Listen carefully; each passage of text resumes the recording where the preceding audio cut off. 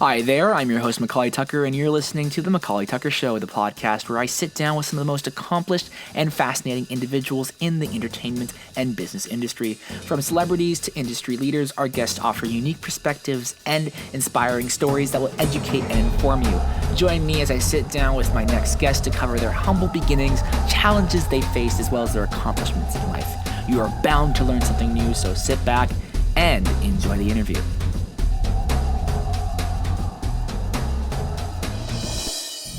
Hey everybody, thank you for listening to another episode of the McAuley Tucker Show. I'm your host McAuley Tucker, and today we've got a very special guest, Tohoru. Tohoru is a Hollywood actor. He's been involved in projects like Teenage Mutant Ninja Turtles in 2014 as Shredder. He's been involved in projects like Inception, Agents of S.H.I.E.L.D., Kung Fu Panda, American Dad, and so much more. Today on the show, we're just going to be sitting down to learn and understand what it's like to be a Hollywood actor. So enjoy this episode. Thank you so much for listening. First question I want to ask you is just like what got you started in entertainment? In my research, your family, there's a lot of really interesting people in your family, from like like lawyers, scientists, things like that. And I thought that was just really interesting. And then the fact that you do something that's kind of different than that, like entertainment, acting. I'd love to hear what got you started in film. Okay, well that's always a strange question. I mean, a good question that I'm always trying to wrap my head around. Other than maybe in the end, I guess I used to always joke that maybe in a nutshell, I went into entertainment because I felt like it. in the sense, because it really, I guess doesn't make any a whole lot of sense. And I did grow up around a few generations, particularly science, a lot of scientists and which I love, which is a big part of my life and all that. But I also feel like in terms of, if you really go back, academically, which is great because talking to someone who's right in the middle of all that stuff, is that I'm going to say I was probably out of this group of scientists, I was probably the artist amongst them, and in seventh grade I was actually on an art track. Ooh. So I actually showed a little talent towards drawing, although I think I'm a little too out of control to really be a good artist, but things happen, you know what I mean? I feel, I have a good artistic sense, and I think that was, maybe at the end of the day, that's kind of what I am.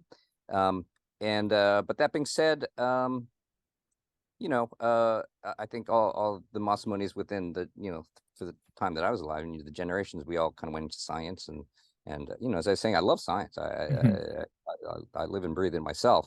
But I'm going to say that it's interesting that it was, I sort of feel like at some point I feel like, your soul kind of takes over, and it becomes sort of undeniable. And I think it just, I think I could have been a good scientist, but maybe at some point I thought I could become a great actor, and maybe that's maybe more what I was taught to pursue is be something you can be great at. And I remember my dad used to always say that he was one of these fortunate people whose profession also happens to be his hobby. I mean, and he was just the consummate nerd. I mean, he just, that's all he cared about. And I think maybe in a sense I thought, what is my obsession?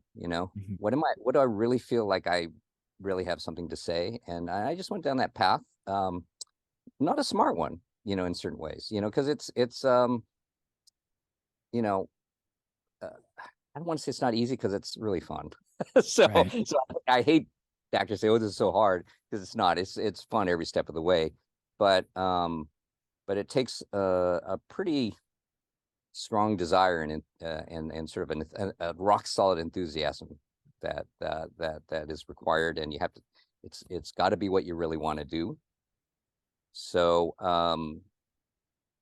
it really suits me, I guess. I don't know if that's not really answering your question, but I think it's one of those things that within the context maybe of all this science and and I study engineering. I still love, I love it, and I love the education.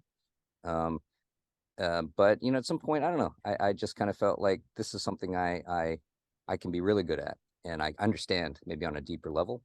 And it's interesting too, because actually, as I was studying, I say the story. There's this one there when I was in school. There's this one physics professor. He's a pretty well-known physics professor. Well, he's actually quite a well-known physics professor, and he always he's the one that introduced me to the idea of uncertainty and all this other crazy stuff that's all in physics. Uncertainty principles and all this sort of stuff. And I never really was exposed much to that. But I have to admit, boy, I love that part. The whole idea of uncertainty and chance and chaos. I don't know. I love that stuff. And I'm thinking, well, I got the perfect job for you. And I think sometimes I sort of feel like it maybe there's a scientist in me or an engineer that's kind of looking at this whole crazy thing, like an acting career. I mean, just trying to get an acting job is insanity, let alone making a career out of it. But sometimes I sort of think I love the unpredictability, and I just love to me it's just endlessly entertaining, because it's always I love, I don't know, that's what I like about life, maybe is experiencing all the uncertainty and unpredictability. Of course, you want to succeed along the way, of course. And those are really sweet when they come through. But I got to say that was maybe something that always as a kid that I realized that an acting career or entertainment, could really satisfy. And I think like you, I mean, I love movies. I mean, to me, I kind of put two and two together, and I just said, why not,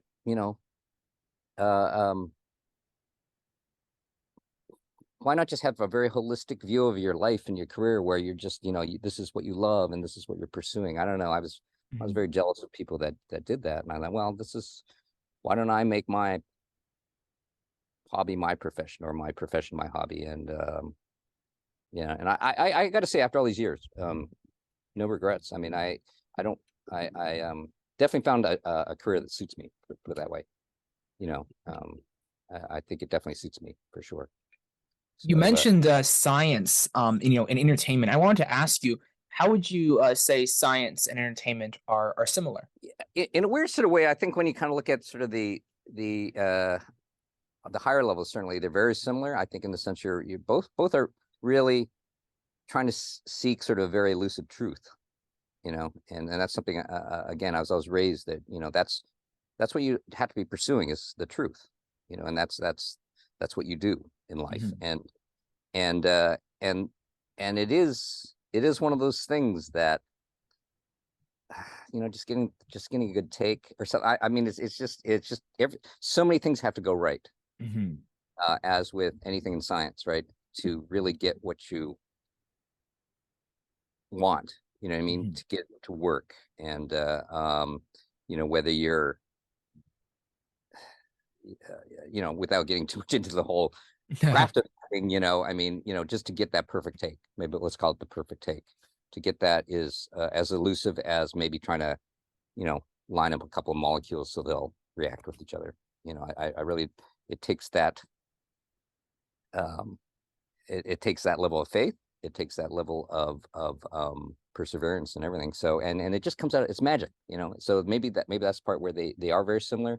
At the end of the day, it's it just comes down to that moment, where it just comes together, and somehow I understood a little more with acting. But yeah, I would say they're very similar. I would say my background in science serves me very well, as acting. And I think also too, especially now,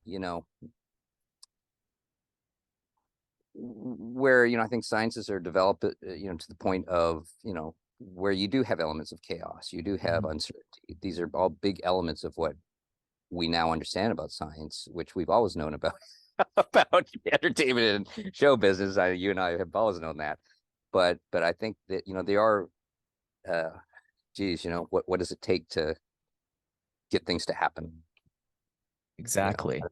And so I think it serves me well. Maybe that desire. So I'm maybe more of maybe that obsession with trying to get something to work versus maybe a more mundane, how do I get my, how do I book this role? When not that I don't love doing that stuff too, but you know what I mean? Like sort of like Like I think there's a purity that maybe comes with science that is serving me well in acting, that in terms of keeping my interest in it, because Right. then it's not just a job. It's some pursuit of something maybe a little deeper than that, Right. so.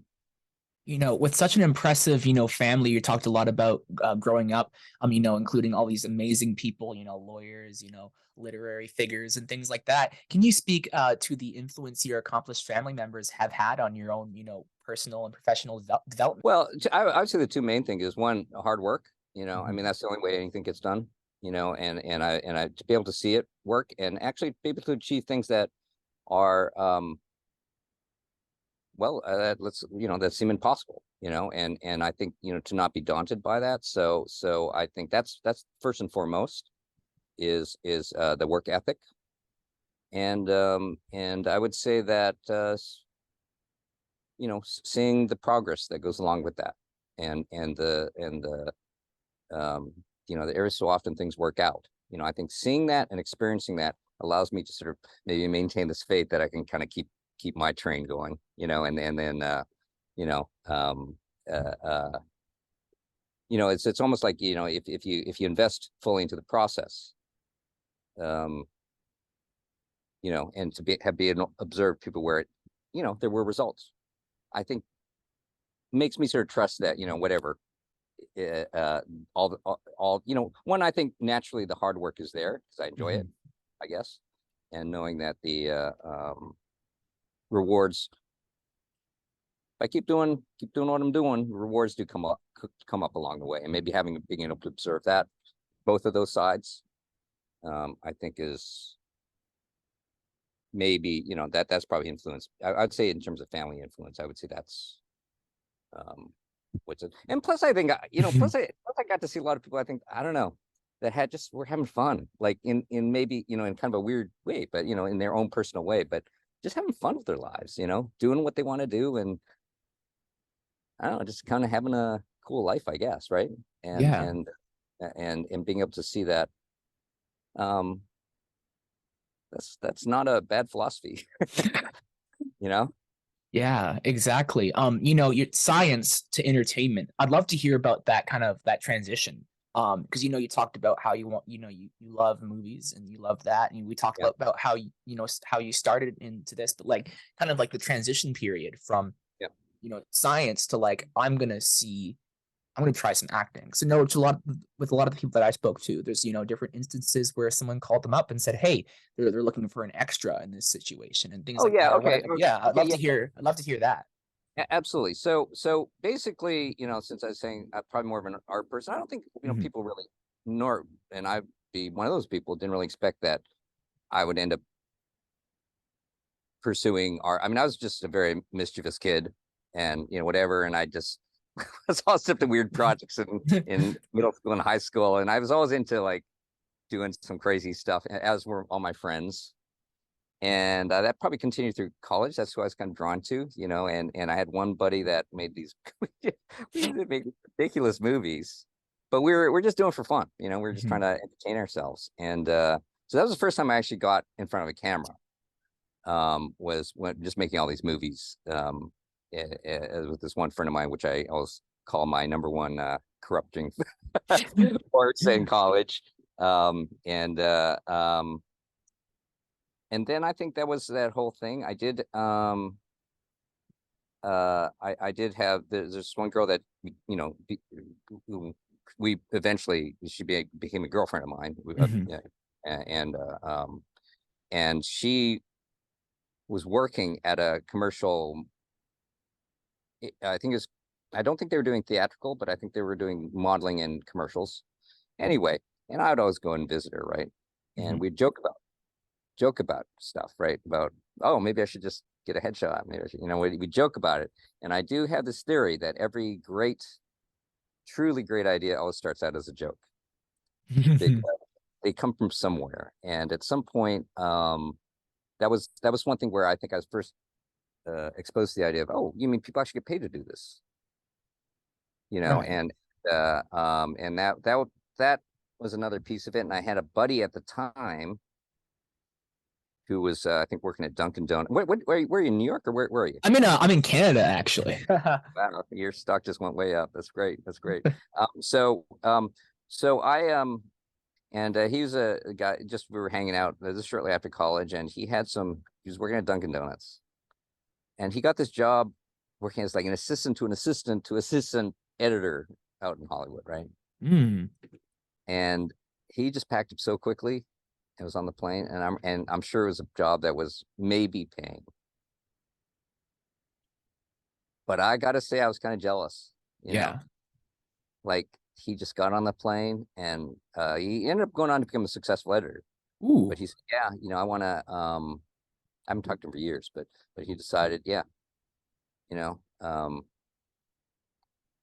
and I remember that sort of thinking, wow, that's cool. Yeah, that's cool. And I do remember when I was running to another friend that they were shooting something. It was in Boston, and they were shooting something, and then a boyfriend of a friend of mine was there, and he was on the crew, and he kind of had his little PA stuff, blah blah blah, you know, whatever. Yeah, and it's all that stuff. I was looking, wow, I just remember sort of being jealous and thinking that looks so cool, you know, and I remember there's one summer I was working in an oil company, right, as a chemical engineer, and I remember they had a newsletter come out, and they showed so and so was promoted to senior vice president, blah blah, and they showed a picture of him, you know, whatever. And I remember not being the least bit jealous of this guy. I'm thinking, great, hey, have at it, you know. But I remember sort of thinking, no, that's cool. But that was funny that I would be jealous about some guy going for, you know, assistant to assistant, but not really feeling anything too much when I sort of see this picture of someone who's just, you know, promoted to a major vice presidency in a big oil company, you know. So Right. you know, a couple things that I sort of told, he says, what, you know, that I really started tapping into.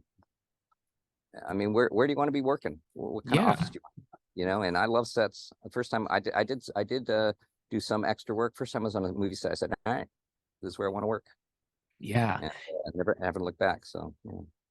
One question I had, this is kind of an interesting one. I'm trying to figure out a good way of phrasing this question, but you know, you went to MIT, you Yeah. learned all this amazing stuff, and just throughout your career, you know, the knowledge that you learned at MIT, did it help you at all in any situation that you felt like in acting? Was there any situation like where you found like, oh, that MIT knowledge actually helped me out, or would you say that didn't really touch anything? Specifically, I mean, on the bigger sense, I think it taught me to think outside of the box. So all these other things I told that physics professor that introduced me to the idea of uncertainty, and so maybe my sense of reality or what, you know. So I think it gave me, so it's helped me.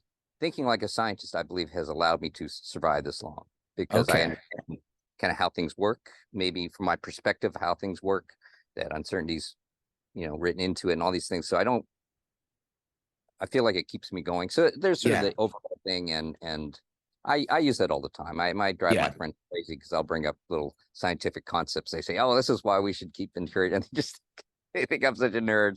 But you know, so I think that so on the overall picture, yeah, absolutely, thinking like a scientist, because then Austin is it's like one big experiment, and I love it.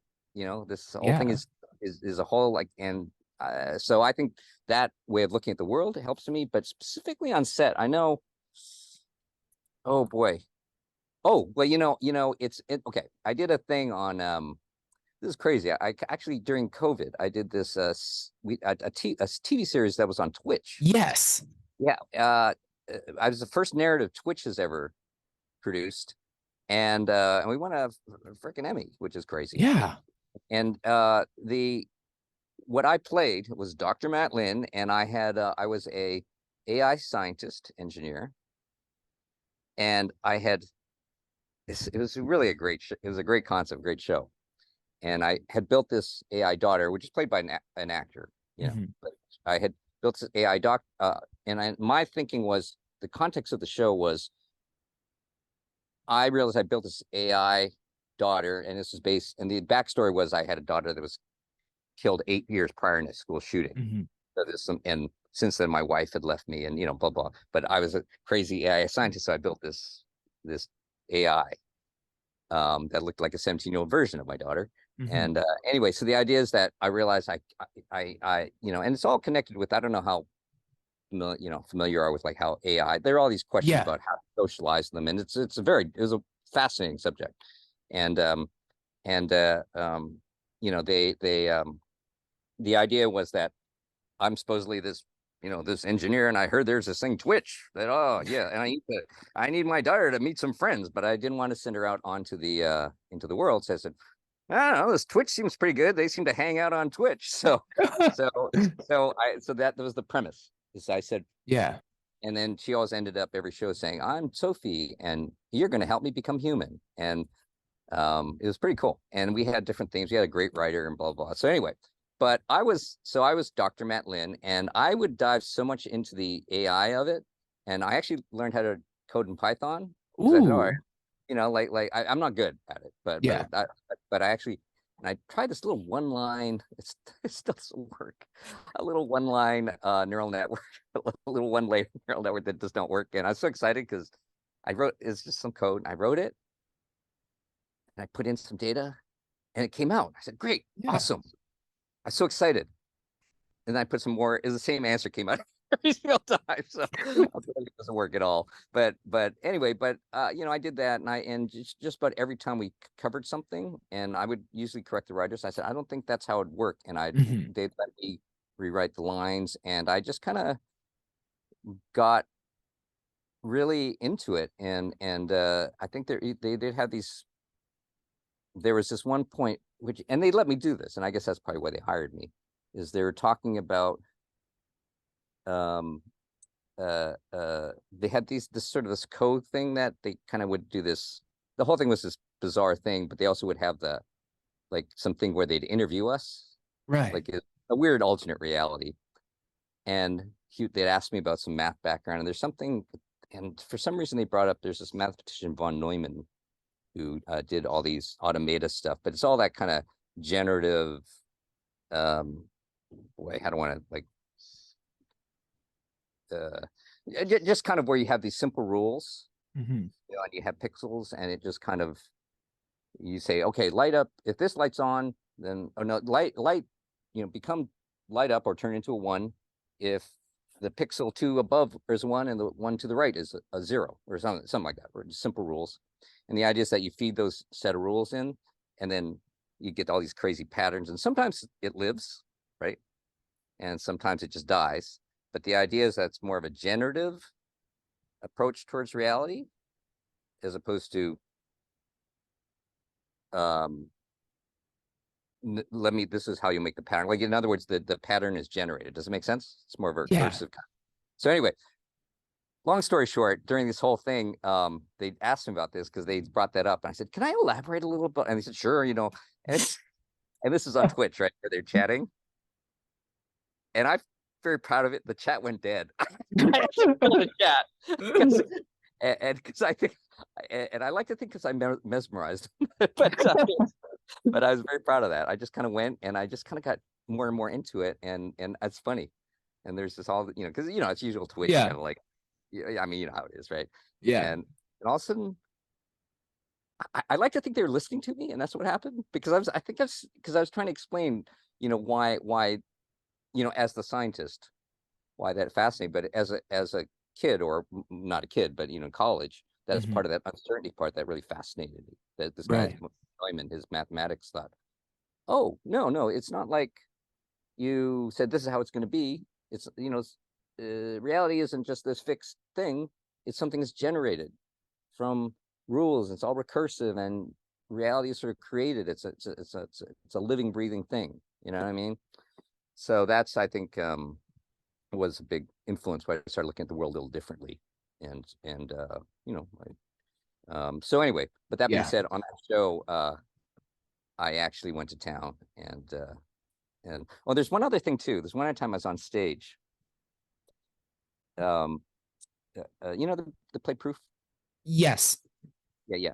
And the idea is that there's a father that's going crazy, blah blah, and Yeah. there's a grad student anyway who's kind of flirting with the main character, the girl. Mhm. And um but there's a point in the play where he's explaining, the thing is he's trying to, show off to the girl, right? Because they're both mathematicians, and he kind of starts, well, there's Mersenne primes, and I start talking about this, and then she comes back to me, and she obviously does it like way better than I do, right? So that's sort of the joke in the play, and it's also where it exposes how smart this girl really is. Right. But it's kind of funny because this is I don't know how many people were in the audience, but for some reason I felt obsessed with saying, great, I have a captive audience here. And rather than just say the lines, I want to make sure they come out of this thing, if nothing else, that they understand what these Mersenne primes are. Yeah. And so there's that part of me that I sort of said, ooh, I actually have a captive audience here. And so there are times where I've sort of thrown it in there. I would like to, and I do like that. I really enjoyed playing that Dr. Matt Lin. I like playing academics. I mean, it's something I know, that's a part of life I know, I guess. Yeah, so it does come up.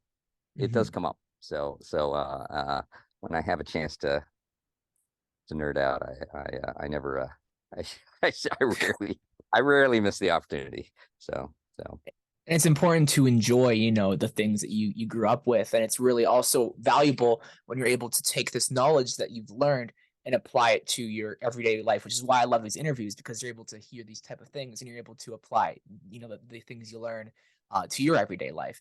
And that show that you mentioned, I thought that was really, really fascinating because I hadn't seen anything like that before. There's YouTube videos, things like that, but specifically Twitch, that was something really cool. And that must have been something interesting for you because, you were involved with TV shows, movies, some plays, I believe. And I'm like, that's just like, wow, Twitch, and like a whole thing on there. And it won an Emmy. And so kind of like going into just, I guess, the meat of the interview, just like the movies you've been involved in so many. My parents actually recognized you from 24. I hadn't watched it, but they were like, oh yeah, I recognize this guy. that's right. Like, huh.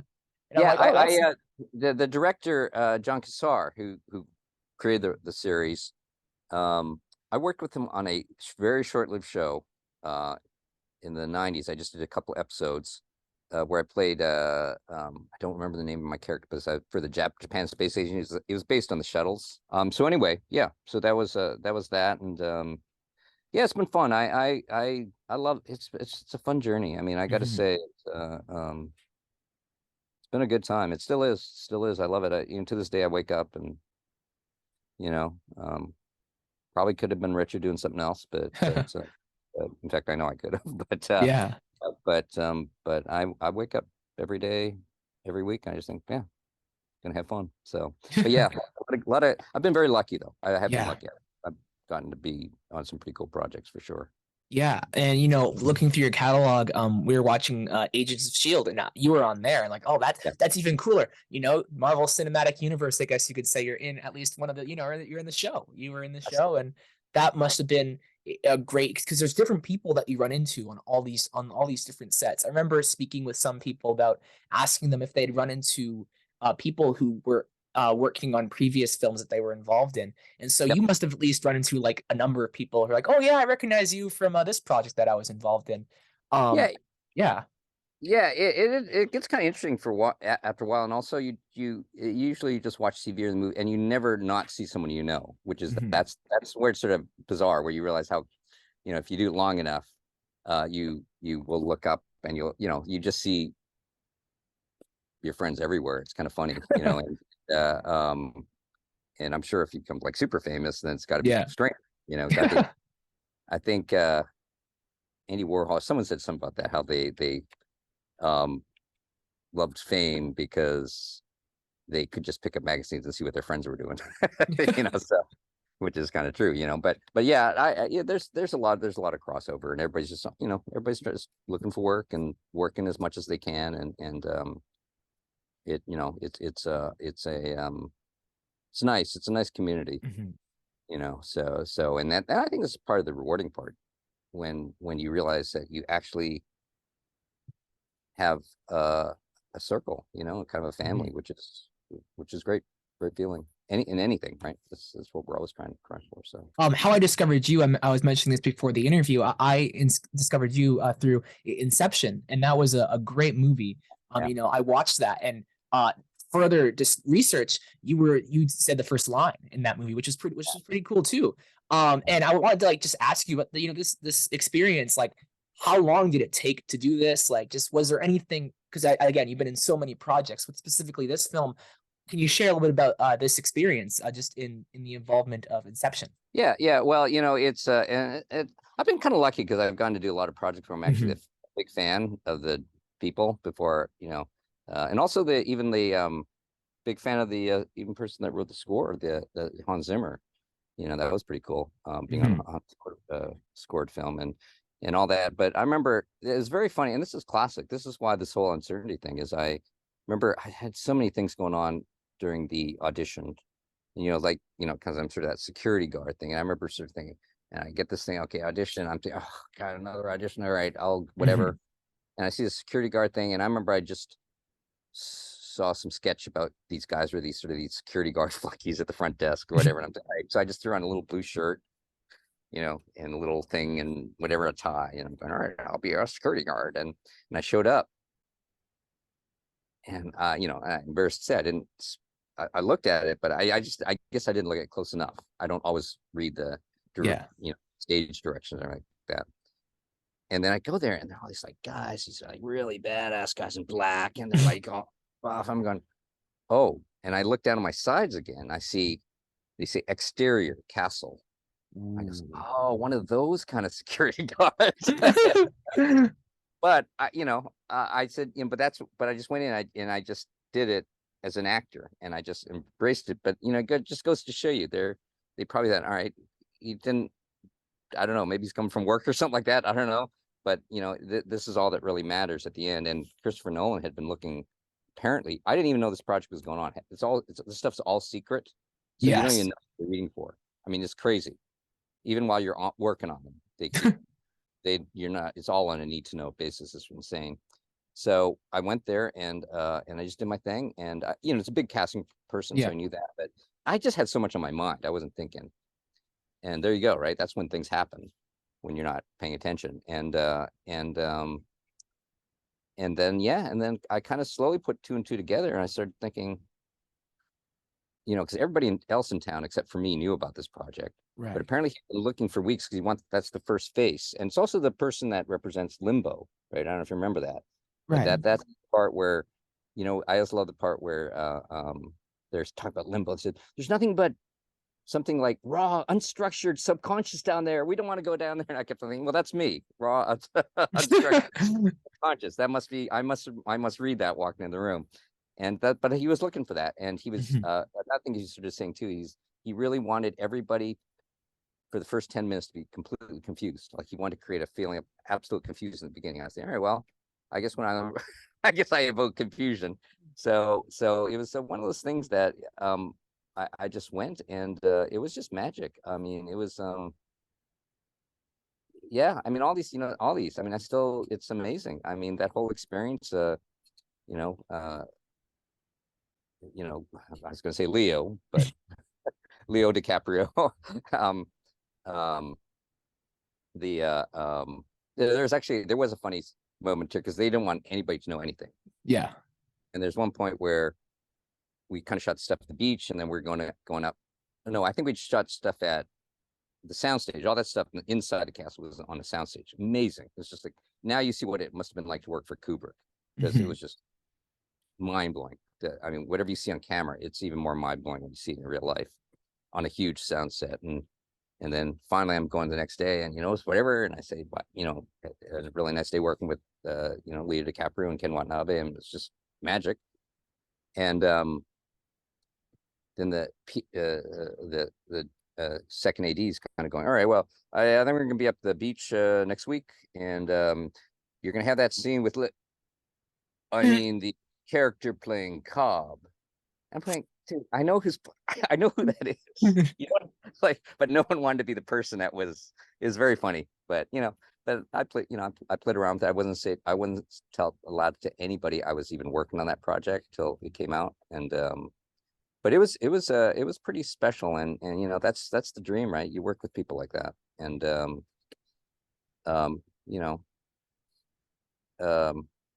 and I remember this one point I'm just sort of hanging out in my trailer, and yeah, it was just on the beach there. It was I don't know, like just everything about it. I mean, it's hard to describe. I don't know. I'm Yeah. not very articulate here, just because the whole thing was just like a dream. I mean, Yeah. which rather ironic, but it really was kind of a dream, the whole thing. And I remember, just sitting there by my trailer and just is out there by the beach in Malibu, and then Marion Cotillard, just kind of walks past me, right? She goes, "Oh, hi," and goes, "Oh, hey, how you doing?" And then and it's very casual, but I was thinking, yeah, this is bizarre, right? Yeah. It's very real, and the thing I love about that movie is I remember watching it, and I used to always, this is what made me go into movies. Kind of, Mhm. what drew me in is I would watch movies, and I'm sure this is probably what's driving you, all of us, right? All of us love movies. Is you're watching it, and at some point, and if it's a good movie, and you don't want it to end, that feeling, Yeah. the middle of it, and then you think, oh, I'd love to be in a movie like this. And then I remember watching this thing, and I'm just at the beginning, so I've kind of forgotten. It's such a good movie, I've forgotten I'm in it. And Yeah. I saw it, I'm thinking, oh, this is so cool. And I remember thinking to myself, oh man, I'd love to be in a movie like this. Wait a minute, I am. So that was a fun moment. So it was yeah. So Yeah. that was a pretty cool experience, for sure, for sure. Yeah, one of the movies that I was really excited to talk about, which was, I guess, I'm not really sure if you would say that this was the pinnacle of your career. You probably have a project that you like really, really enjoy over the rest, but the Teenage Mutant Ninja Turtles movie. Of course. Yeah, the role, Shredder, Yeah. great movie. Yeah. You played the villain. How did you approach, bringing depth and complex, being this character and just Yeah, working on this project? yeah, that was a kind of interesting one, and it is always tricky working on these big movies because there's a lot of secrecy, and it's Hmm. tricky. But um, but what I did is I went back to the real source materials, because I spent time in New England, right? Right. Went to college there, blah blah, and that's when Ninja Turtles, the comic book, came out, and so no one knew what this was, and I remember a buddy of mine just was telling me, oh, there's this comic book, Teenage Mutant Ninja Turtles, which obviously made me chuckle and kind of turned me onto those things. And I remember seeing Shredder, and I think he's like in the sixth one, the third one. I think he's in the second or third ones. I can't remember. And they sell the backstories on blah, blah, blah. Mhm. So I kind of went all the way to that, and I said I wasn't as much about the cartoon, Mhm. and I know that's a lot of that, and a lot, some of the complaints, sort of the and it had a lot of different lies, but I went back to the kind of original comic book source material, which is a much darker Yeah. character. And what I ended up falling down that path, and I just almost all comic books, and I ended up kind of with the IDW series, which is very dark. Mhm. And so that's kind of, and there's, oh man, there's some great ones. There were some great issues that really just, I don't know if you're a comic book guy, but Oh, there were some, yeah. yeah, I mean, there's some issues that were just fantastic. That kind of, I mean, geez, I could talk all night about those. And Mhm. so that's where I went. So I went with that, and then I just, like I do all these acting, and there's so much going on in these big movie sets, probably any movie set, quite frankly. But there's so much going on, and that you kind of almost, you let it, not distract you, but you let it, you kind of get swept into it. And I remember the person that was helping me, that's the thing in the dojo where I had my speech, right? Yeah.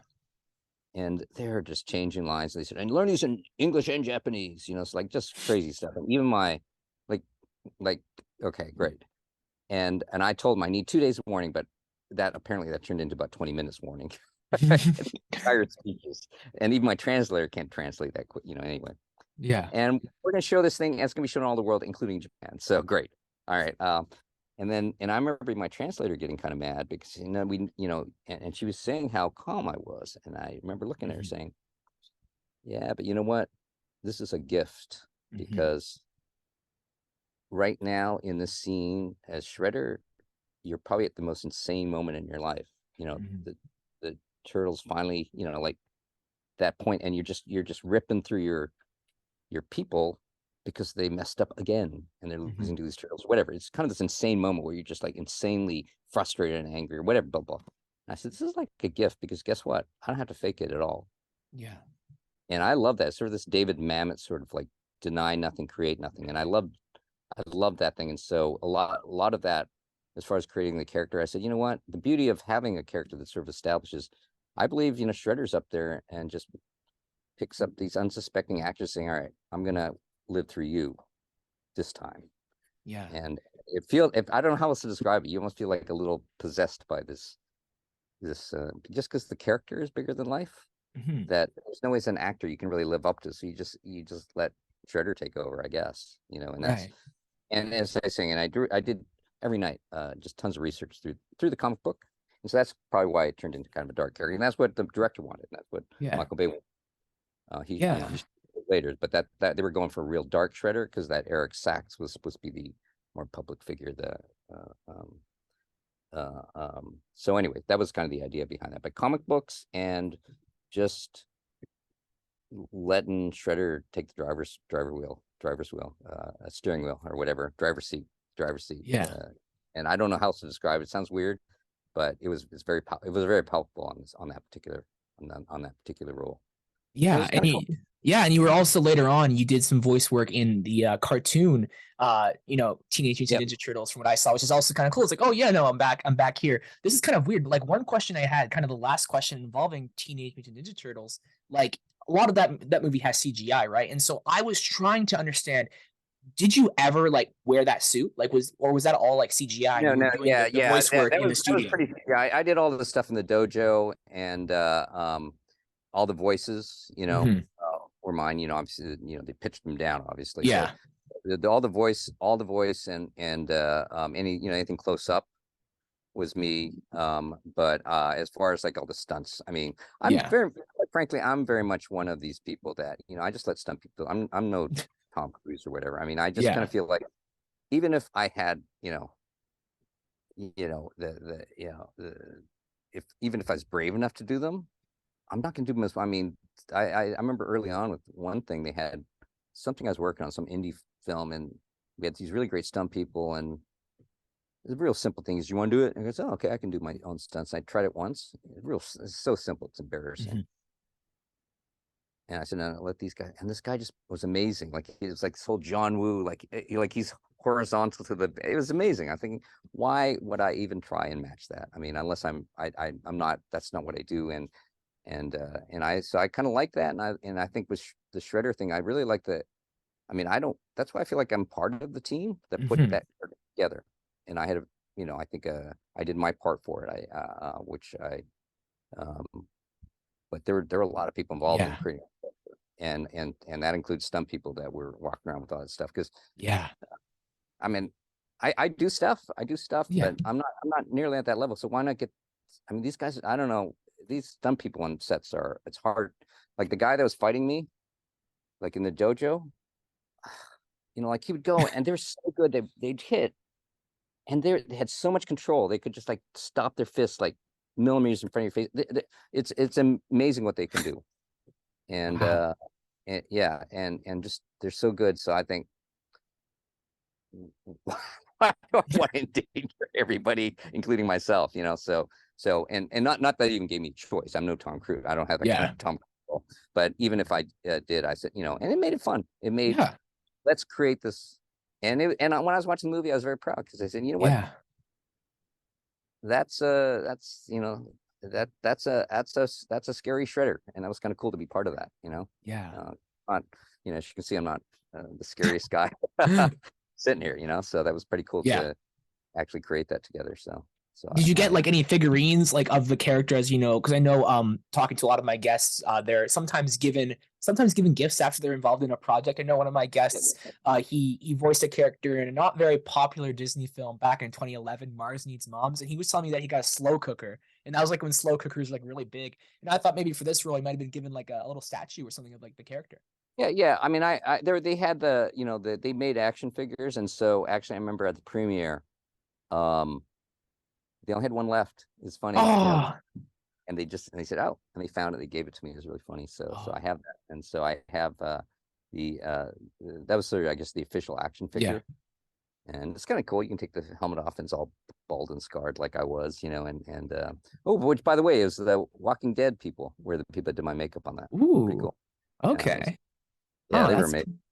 that's Yeah. pretty cool. And but kind of going with voice work, you have done a lot of kind of like, I guess, wrapping up the movie questions. You've done a lot of voice work in cartoons, from American Dad, We Bare Bears, Kung Fu Panda. I wanted to ask, what are some of the unique challenges you face when voicing a character, and how do you approach bringing a character to life through voice acting? Um, that's an interesting one because there's part of it I almost feel like I don't want to say it's easy. Well, Mhm. technically, there's a little more. You have, I think there might be, because you are dealing with the mic. I mean, it's very specific. But as far as character work, it's kind of fun because you're not constrained about what you look like. Mhm. I played a clam, a warrior clam in Kung Fu Panda, and I was fighting this guy that was he, he was a prawn. I was going to say a shrimp, but he was actually the prawn leader of, I guess it was the prawn clan. I was the clam clan. So anyway, and then I take out Kung Fu Panda and all this sort of stuff, and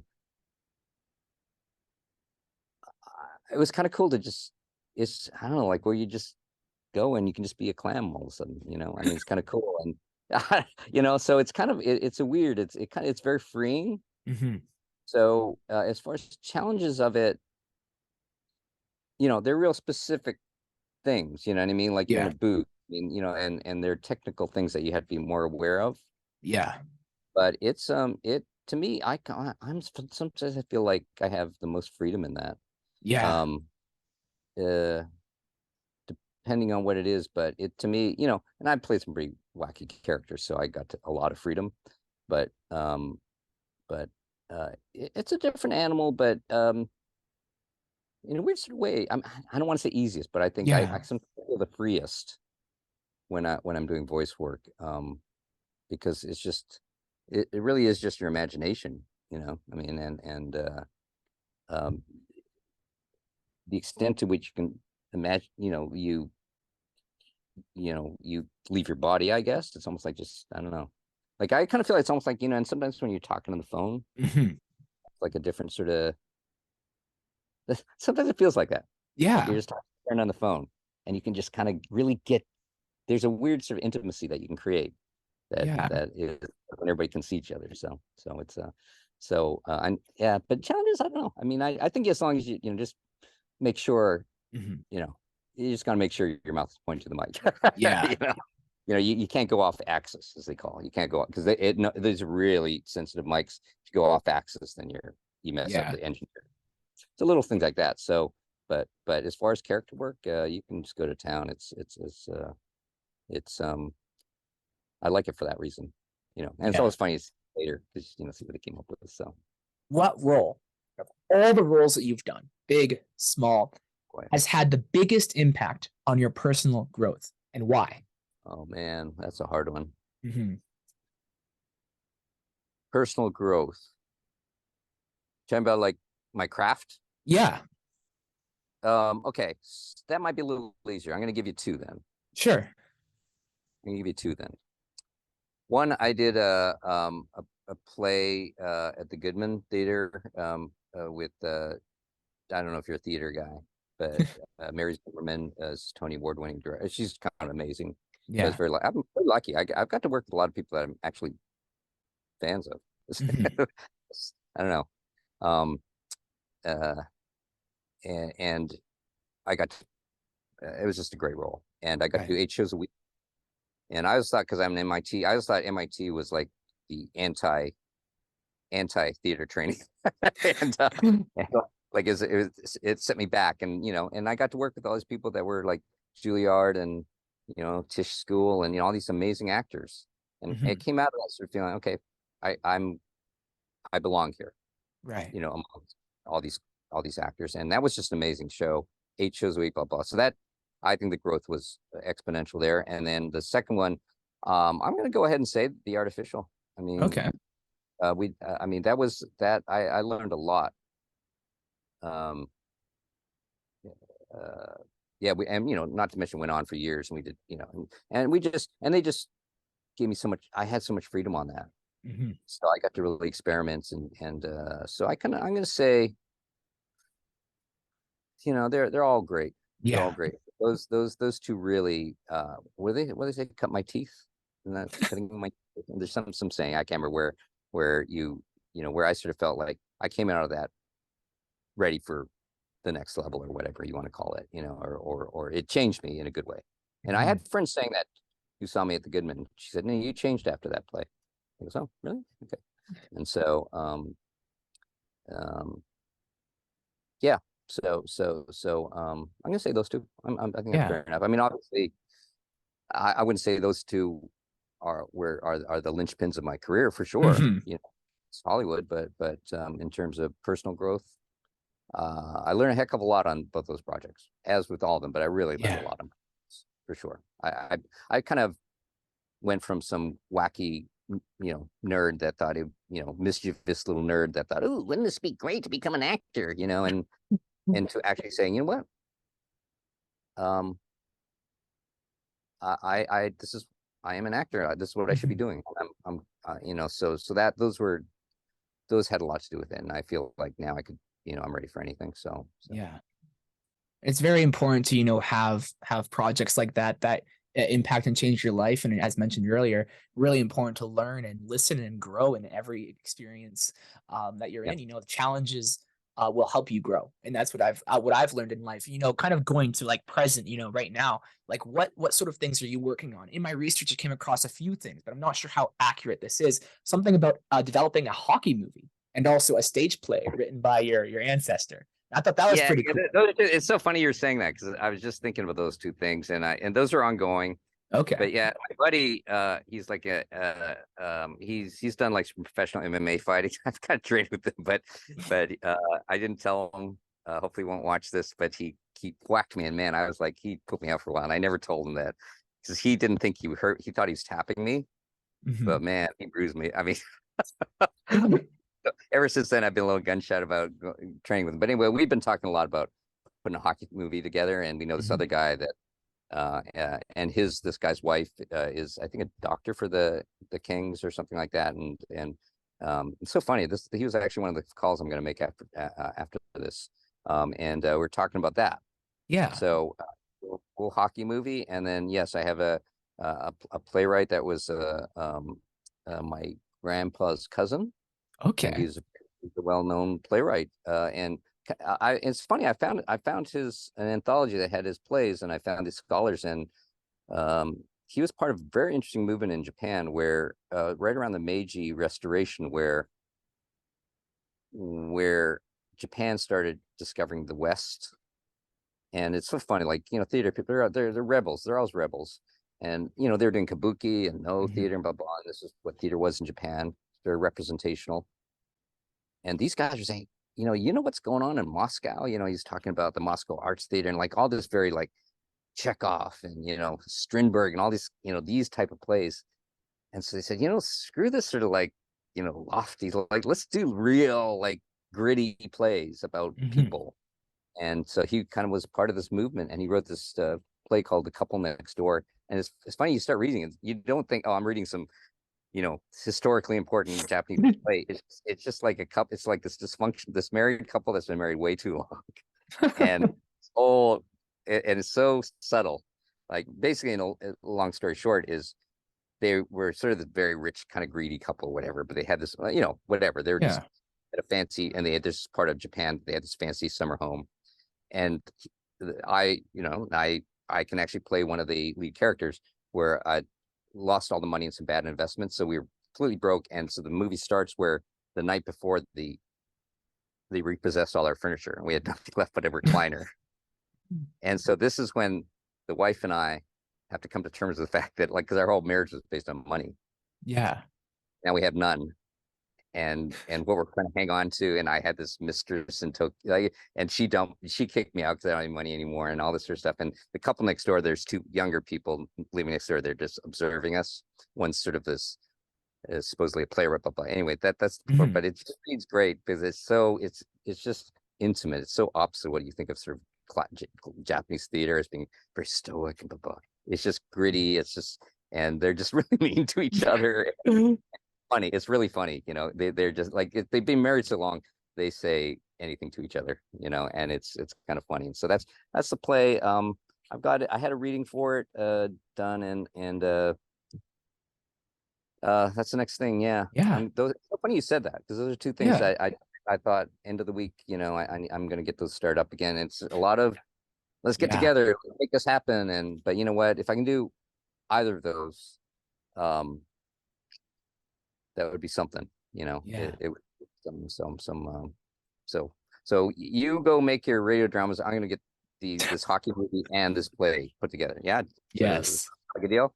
Yeah. Well, thank you so much for sitting down and talking today. And again, as I always, before I end the recording, as I always ask my guests, what's one piece of information like to pass to any number of the listeners listening to this point, that can help them grow in their everyday life? So I'm just going to start out with some things, a couple things I've heard in science that were sort of, and I'm always using it to sort of frame my reality, because I think science, it's all connected, right? And all the principles hold. And as we progress in our knowledge, we see everything is kind of follows a certain pattern, and whatever that is, and we're all trying to figure it out. We never will figure it out, of course, but anyway, but these are a couple of things that I'm just going to start out by a couple of things that a couple of people, told by people far greater than myself, that I'll just sort of share.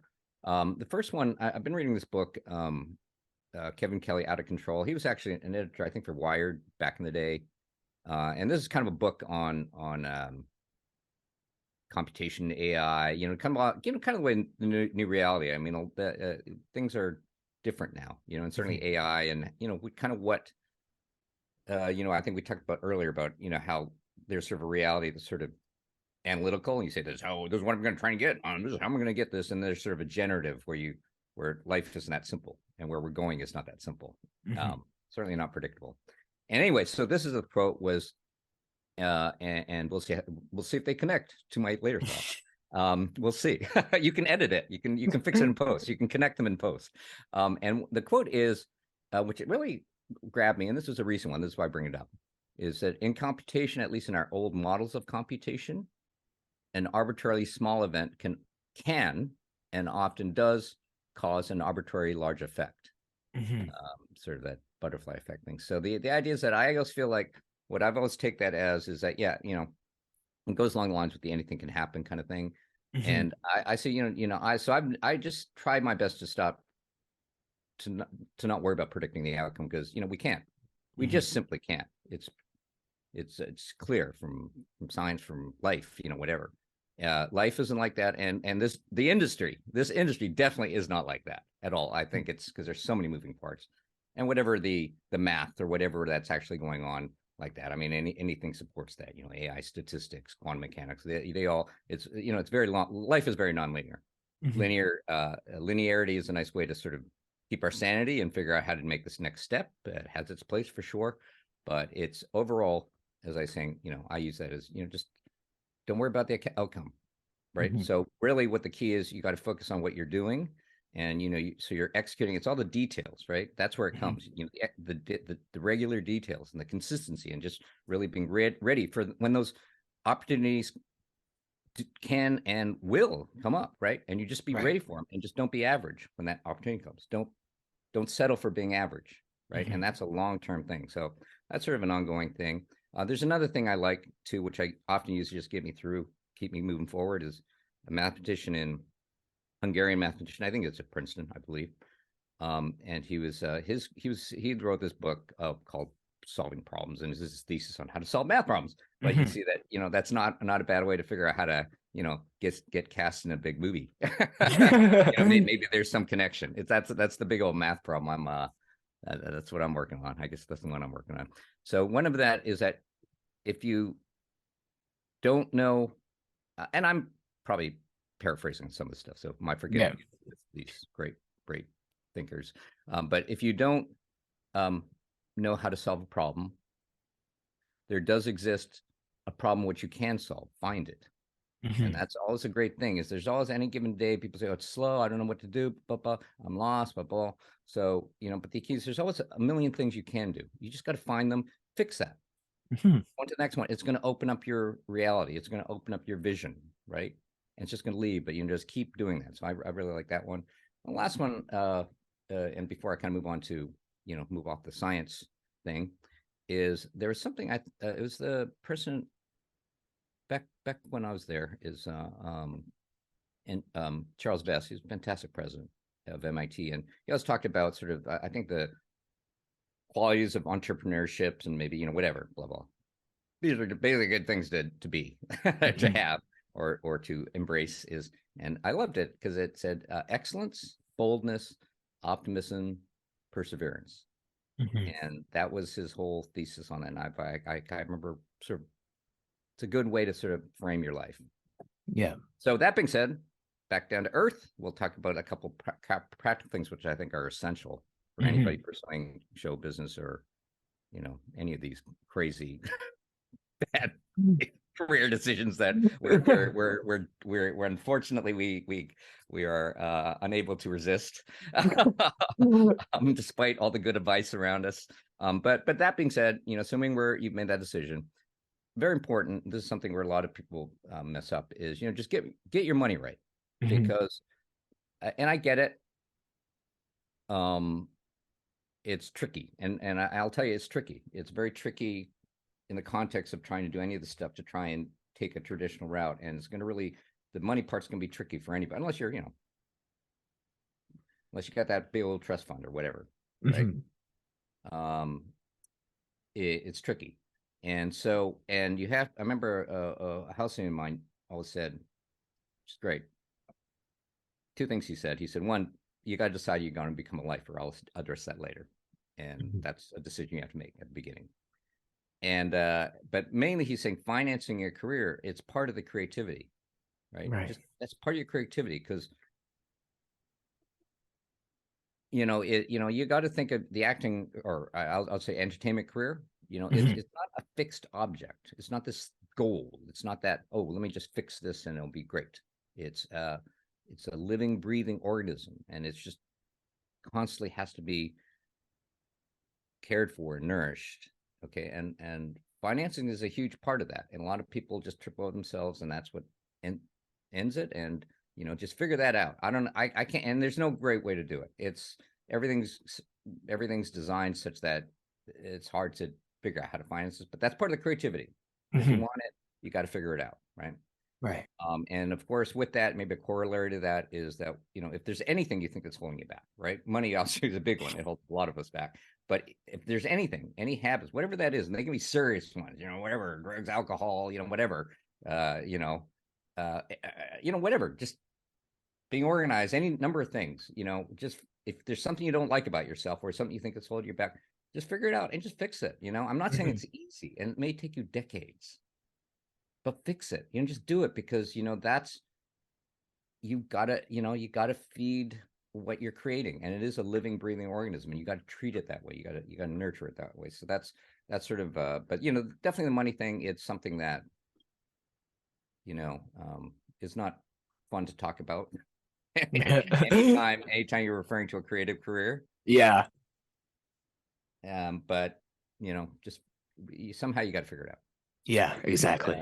And you can make the money in show business, really, it's someday you'll find you'll make more money for an hour of work than you ever thought was possible. It goes up and down, so you have to sort of think. I remember I was at some celebrity event, and I think Ernie Hudson, he was like the original he was that black guy on the original Ghostbusters. And he was a dude, and he goes, and he talked about where a lot of people in Hollywood don't talk about, but this is what people's, I don't know how it translates onto your thing. We'll say this is left to right. This is time, positive time. Is this kind of happens, and everything as your income peaks, and it's crazy. It's kind of cool. All of a sudden you get the, I definitely have had calls where I they, whatever, you're doing something, all of a sudden some ridiculous check appears in the mail, and it's crazy that you did not expect. It's very funny, and it's nice. That's part of the fun, right? It's like Vegas or whatever. But that goes up, and then it goes down this. It's unless you're like Tom Hanks or something like that, it's going to do this, Right. And the problem is, as you're going up, it's kind of the nature of the industry to convince you that it's never going to stop. So you got to realize it is. It's going to stop when you least expect it. And it's going to start when you least expect it. And so there's this drop off. People always run into that. So you got to figure that out. But your income is slowly rising, but it's doing this. If you're doing it right, it's doing this. But that's sort of the model, I guess, right? So watch these peaks, because there's a big fall off, huge problem, and that comes from figuring out what your finances are. There's this peak that's at the bottom, which is where you think you're broke, but you know what? You just got to know that this is what's going on, and you want to follow this line, and whatever that takes, right? This is the life model you want to take for of course, I'm not I'm not a Merrill Lynch analyst, but this is my acting version of financing a career, but it's important. So don't ignore that. That's critical. It's everything. Exactly. See, what else do I have? And then another thing I like to do, which is good, is, and this is me personally, but I think it's important. You should, I like, every day I like to do at least one thing that I didn't think I had in me, or something that, at least in my mind, separates me from the pack. Whatever. It's like, I don't think a normal person would have taken this extra step, or whatever that is, whatever that happens to be, and that could be anything. Everything has to define it for what has meaning for yourself, whatever what it means, whatever that is. But we all know what that moment is like, because an acting career is, it's something you earn every day, right? And you have to think, what makes me so special, because it is a gift. It's an amazing gift. It's best job in the world. So that's the thing I like to do, and just do that every day. And then, of course, the main thing is, sometimes it's fun watching UFC, watching these guys get back up after being pummeled. It's amazing. It's more impressive than the guys that are really aggressive, the guys that get back up. So I always feel like, if you got knocked back down, just get back up. And, don't, whatever, you can feel bad for a second. Well, you know what, you can keep feeling bad. And if you feel discouraged, and it's going to happen, happens a lot, the best of us, the main thing is, you can feel discouraged, you can feel terrible, but you just got to keep putting one foot in front of the other. Right. And sometimes that's what it comes down to. And usually, once you get in the rhythm, you feel yourself again. Right. And then that will keep you going. So and the problem is, I think you're sort of surrounded. It's weird. It's sort of well, how can I say this without sounding real negative? But like a lot of times, there's sort of cultures of success, and there's a bit of sort of this culture of failure that happens because the failure rate's so ridiculous. I mean, I've taught statistics before, and you realize any of these, it's just dumbest career choice you could ever make.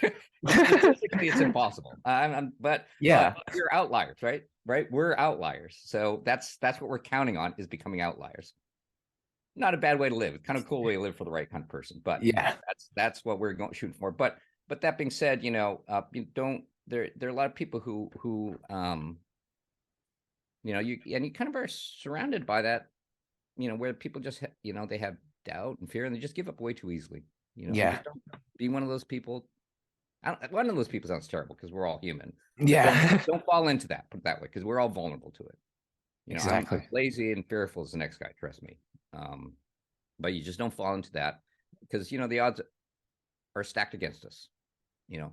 And this industry, life isn't fair, right? I mean, we all know that, and we know this walking into this industry for sure. It's like, well, life isn't fair, but let me make it even less fair. Right. I don't know. It's a little too easy right now. Let me find something even more, impossible. So, and just remember that no one's asking us to do this. Not a single person. In fact, most people are trying to practice out of it, right? Right. And we're definitely not owed any of this. We earn it, and we earn it every day. And just don't be a victim ever. I mean, what's important, because it's easy to do, because you could do that all day long, your whole career, and you could do that. And quite frankly, it's not a great feeling anyway. So why? I mean, Yeah. it doesn't change anything. It doesn't change your chances. It probably worsens them, but it's just. I mean, if you like being a victim, that's your thing. That's fine. But I don't think this is necessarily the industry for you if that's Hmm.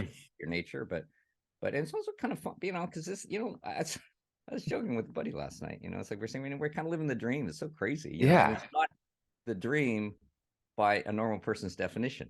But man, Yeah. I wouldn't have any other way. I can't believe, you know, how wise I was to sort of go down this thing. And yes, I've probably sacrificed many things that traditionally are probably what you want in life. Hmm. But and you certainly sacrifice your stability or predictability in your life. But I wouldn't have any other way. It's perfect for me. Like I kind of feel like I'm, yeah, I look forward. I get up every morning. I look forward to it. So I think just why be a victim? Hmm.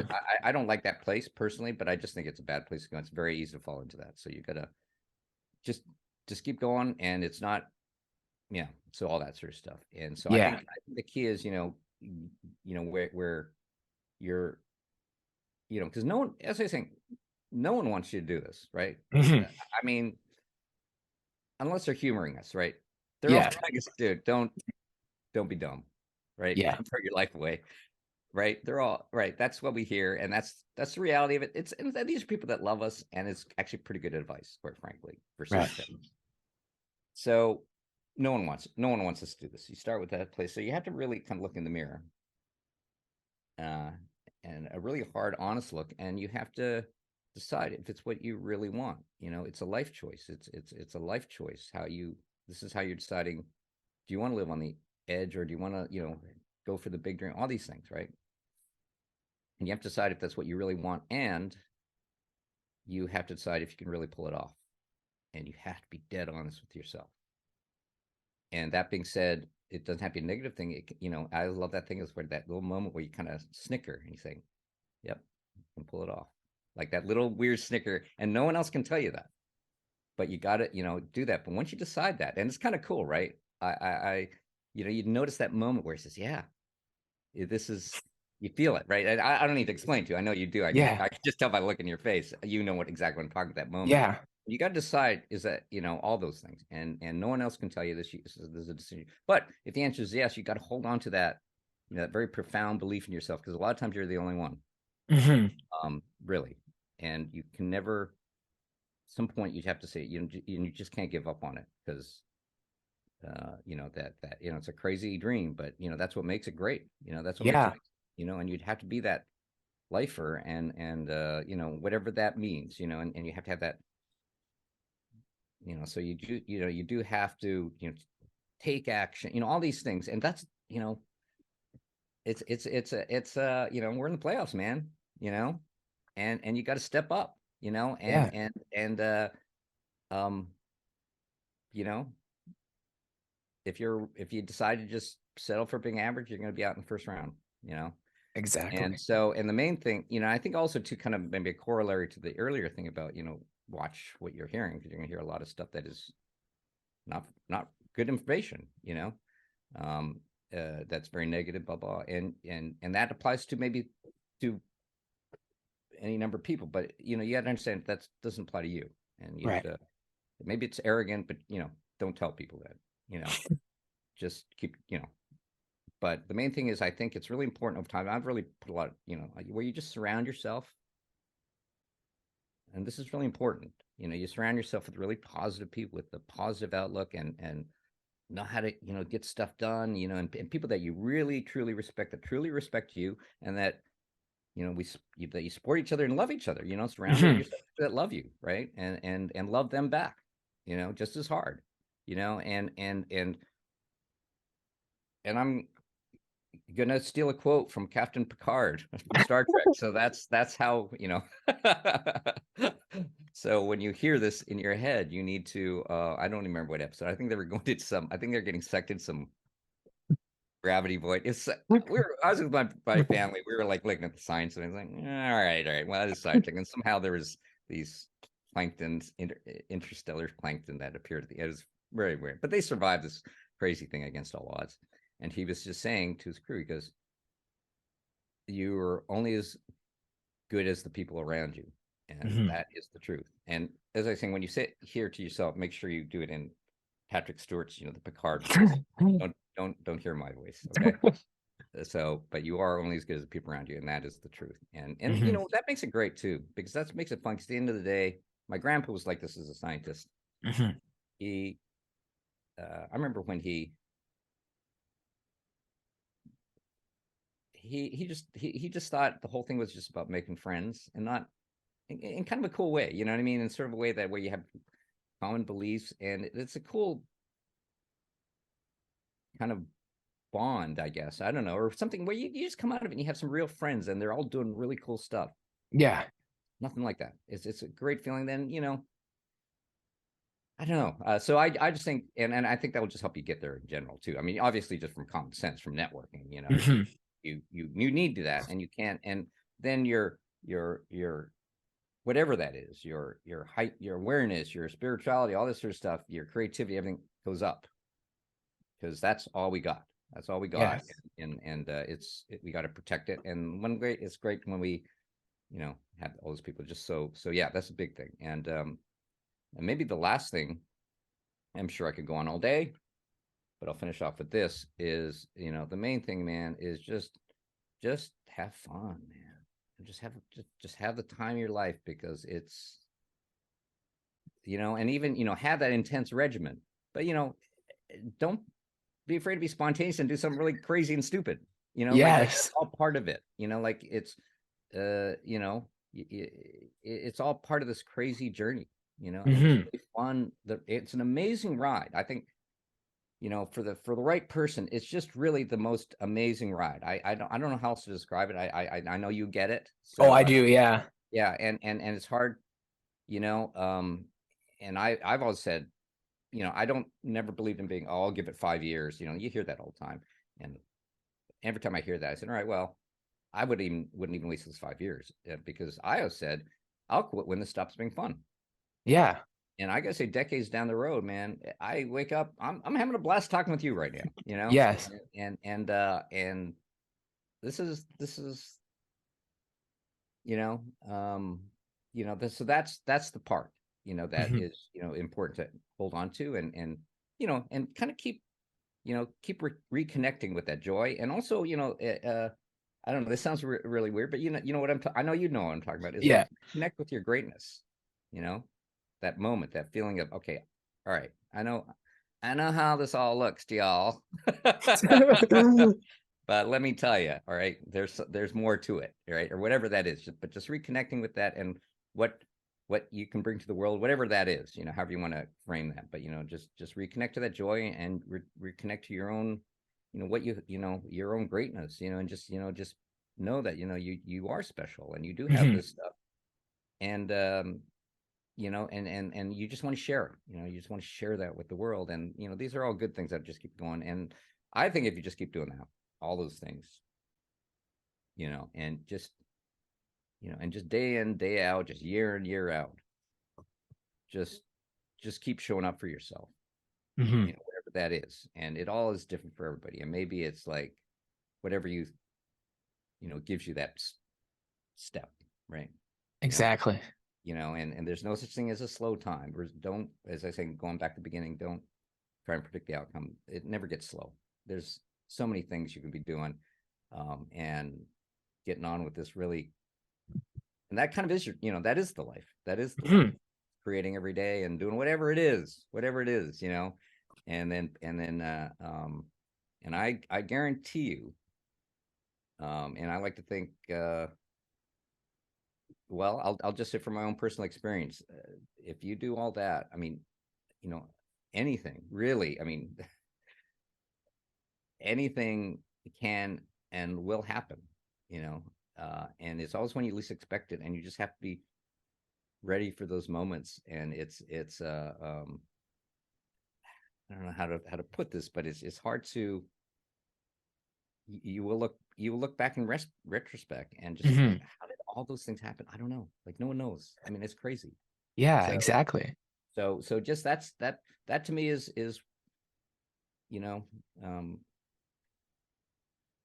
maybe it, or that's how things have worked out for me. And I'm whatever you want to say about, whether I'm successful or not, blah blah. I mean, I'm definitely got some, I'm definitely happy. I'm enjoying my life, and I've got a lot of really great friends. Yes. That's for sure. So anyway, that's a studio version, as Yeah. opposed to hanging out by the pool version. So I don't know, but you get it, right, man? Yeah. And I kind of feel like, yeah, that that whole thing of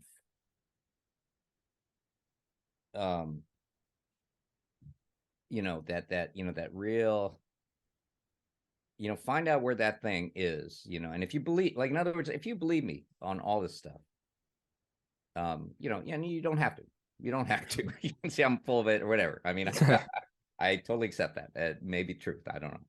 But if you do believe the things I'm saying or sharing you from what I've been told, then you know what I'm talking about, right? Yeah. And just stay on it, and it's a really cool ride. That's maybe that's all I mean. It's going to be a really cool ride. So just really enjoy it.